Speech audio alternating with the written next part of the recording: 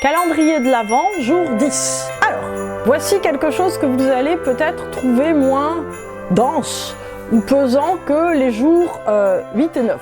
Donc, jour 10, je vais vous proposer de passer une journée par semaine sans parler, pendant 3 mois. Alors, essayez de ne pas prendre le jour où vous allez travailler justement, où vous devez avoir une altercation avec la maîtresse ou le voisin. Pourquoi est-ce que c'est important de passer une journée sans parler? On va poser la question autrement. Est-ce que vous aimez être malade? Enfin, je veux dire pas très malade, affreux, mais juste malade, vous pouvez pas vous lever, vous n'êtes pas trop bien, tout ça, vous pouvez pas aller travailler, vous pouvez appeler personne, vous avez mal à la gorge, vous êtes obligé en fait de regarder des films, de lire des livres, de faire des trucs que vous n'avez pas le temps de faire, d'être tranquille, vous pouvez pas trop bouger, voilà. Vous aimez bien en fait, moi aussi. Bon, en fait, c'est la même chose, sauf que vous n'êtes pas malade. Bon. Vous aimez les vacances? Tout le monde aime les vacances, sauf moi. Mais en dehors de ça, voilà, normalement on aime les vacances. Pourquoi on aime les vacances? Parce que c'est une parenthèse. Parce que en fait, vous vous offrez le fait de sortir du quotidien, de sortir de votre vie, 5 minutes, enfin un peu plus là, une journée, et en fait de pouvoir regarder les choses autrement. Vous vous offrez le retrait. Vous vous offrez le fait d'être en dehors, de pouvoir d'une certaine manière désengager votre énergie de quelque chose pour avoir à nouveau l'espace de vivre, l'espace de penser, l'espace de respirer. Et bien c'est ça en fait, une journée sans parler, c'est ça. Ça permet en fait de sortir du rythme, de remettre les choses à plat, comme on dit, à zéro, et puis de se sentir libre. Puisque en fait on a pris un engagement par rapport à soi-même, donc en fait on va se taire. Il se passe un truc, ah bah c'est rigolo, parce que vous avez décidé de ne pas parler. Donc là, la personne qui vous appelle 40 fois et qui s'énerve, vous lui mettez un SMS en lui disant « Je suis désolé, je suis dans mon jour de silence ». Donc là, en général, il ne vous rappelle plus parce qu'il se dit « Il est cinglé, il est absolument cinglé celui-là, donc c'est pas grave ». Donc c'est rigolo, et puis c'est, comme je dis souvent, en fait, ce qui est très drôle avec ce genre de choses, c'est comme de parrainer un enfant, c'est que vous avez les gens qui vous expliquent pourquoi ils ne le font pas. Moi, j'adore en fait. Quand quelqu'un commence de m'expliquer pourquoi il n'est pas végétarien, pourquoi il n'a pas parrainé d'enfant, pourquoi, en fait, il ne fait pas la cuisine tous les jours, toutes choses que je fais quand même. Pourquoi, en fait, il prend pas une journée de silence par semaine, ce que je fais plus en ce moment malheureusement. Mais en fait, il se justifie. D'ailleurs, je me justifie malheureusement. Vous voyez, bon, c'est normal. Donc en fait, offrez-le vous. Faites-vous vraiment ce cadeau de voir que ça suffit. Vous n'avez pas besoin de partir en vacances. Dommage, vous n'avez pas besoin de tomber malade, tant pis. En fait, cette journée de silence, elle va nettoyer votre mental. Décidément, le chapeau, bon, elle va nettoyer votre mental, je vais le punaiser en fait.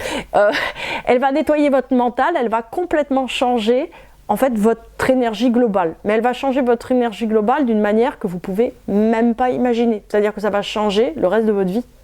Reboot, restart, c'est le côté du gradus. Alors, j'ai noté quand même 5 arguments au cas où vous ne seriez pas encore convaincu du fait qu'il faut le commencer maintenant, tout de suite. Alors, première chose, c'est super amusant de se lancer un challenge et de le réussir. Est-ce que ça vous arrive? Ça, c'est un truc, moi, que j'ai ramené des États-Unis. Les gens aux États-Unis, ils sont tout le temps en train de se lancer des challenges. Alors, quand on arrive, moi, j'étais jeune quand je suis partie aux États-Unis et je me suis dit, mais ils sont tous tarés.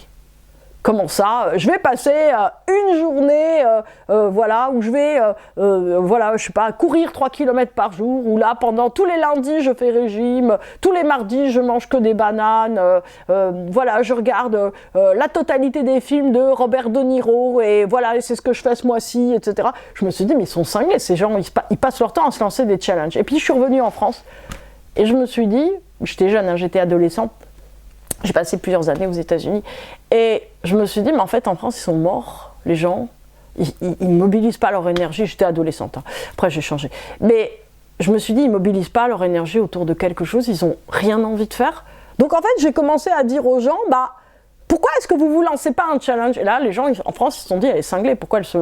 maintenant, on est 40 ans après, donc maintenant, en France, on se dit que ça peut être bien de se lancer des challenges. On ne le fait pas encore, parce qu'on est fatigué, parce que c'est pas possible, c'est très compliqué, mais quand même, on voit de plus en plus de livres de gens qui disent « mais vous voulez changer de vie, mais à vous de le faire en fait, changez votre vie ». Donc, se lancer un challenge et le réussir, ça veut dire une chose qui est absolument essentielle, ça veut dire qu'en fait vous mobilisez votre volonté sur quelque chose et que vous allez vous rendre compte que vous avez une volonté et que vous êtes capable de réussir des choses. Réussir quelque chose, c'est un truc incroyable. Réussir quelque chose, quoi que ce soit, ça vous apporte quelque chose. Même si vous décidez à re-regarder la totalité des films de Robert De Niro en un mois, ce qui est un bon challenge, en fait, ça va vous apporter quelque chose. Quoi? Ça dépend de vous. Mais ça devrait vous apporter quelque chose. Parce que, en fait, quand on fait quelque chose dans un temps limité, en se disant qu'on veut y tenir, ça marche. Ça marche vraiment. Et c'est un truc incroyable. Donc, première chose. Deuxième chose, avec ma journée en silence, en fait, ce qui est très amusant, c'est que c'est très, très difficile. C'est-à-dire que vous allez vous dire, ouais, non, mais facile. Voilà, j'annule les rendez-vous, je mets mon mobile en silencieux, j'enferme mes gosses, je les balayonne, pas de problème, on va y arriver. Eh ben non, vous allez vous apercevoir que c'est toujours le jour où il y a le voisin qui vient tambouriner à la porte et qui vous dit, il faut qu'on ait une discussion essentielle. C'est très drôle, parce que vous allez voir que chaque fois que vous allez programmer une journée de silence, il y a, mais j'allais dire une meute de loups qui vont vous arriver dessus pour que vous n'y arriviez pas. Donc, moi, j'adore dialoguer avec l'univers comme ça, parce que l'univers, il est très coquin, donc il vient tout le temps vous chercher sur des trucs, et on se dit, ah mais attends, je vais y arriver. Troisième chose, là on parle de résultats. À quoi ça sert, bénéfice consommateur? À quoi ça sert de faire une journée de silence? Clarté d'esprit, très très importante, et des idées. C'est-à-dire que, vous savez, il y a une conférence TED que j'aime beaucoup, qui est, vous n'avez pas d'idée, allez vous promener. Et en fait, j'ai écouté cette conférence et je me suis dit, vraiment, encore des Américains, quoi. C'est toujours la même chose. Enfin, quand il y a un problème, il faut travailler, il ne faut pas aller se promener. Hein, voilà. Et à un moment, j'arrivais pas à faire un truc vraiment, et je me suis dit, ok, je vais aller me promener. Et ben, vous savez quoi, ça a marché. C'est ridicule, mais ça a vraiment marché. Donc, mon truc, il marche aussi. C'est-à-dire qu'en fait, le truc, c'est que si vous êtes embrumé, si vous êtes fatigué, si vous avez du mal à vous organiser, à faire les trucs, si vous sentez lourd, si vous vous sentez avachi intérieurement, clarté d'esprit et les idées, ça marche. Donc ça, c'est bénéfice consommateur. 4. Si vous avez des problèmes, alors probablement, vous n'avez pas de problème, moi non plus, personne n'a de problème, mais quand même, si vous avez des problèmes et que vous essayez de les résoudre, eh ben, en fait, le point, surtout, c'est d'arrêter d'y penser. C'est-à-dire que si vous passez une journée en silence, en fait, vous aurez moins de problèmes, mais par contre, vous aurez des solutions. C'est-à-dire qu'en tout cas, vous aurez le début de ce que vous pouvez faire pour résoudre le problème. Et ça, c'est très intéressant. C'est-à-dire que cette période, on va dire, de latence, le période où vous pouvez le faire aussi sans parler, mais la période, j'allais dire, où vous arrêtez de vous occuper de quelque chose en vous disant, bon, j'ai pas de solution, ok, je ferme le dossier, je le rouvre un peu plus tard, dans 2 jours, dans 3 jours, dans 4 jours, et ben en fait, l'univers, il a changé la donne, et en fait, vous voyez la solution. Laissez l'univers travailler à votre place. 5e point, qui est quand même le plus essentiel de tous, c'est que vous serez beaucoup, beaucoup plus heureux. Et vous n'en reviendrez pas.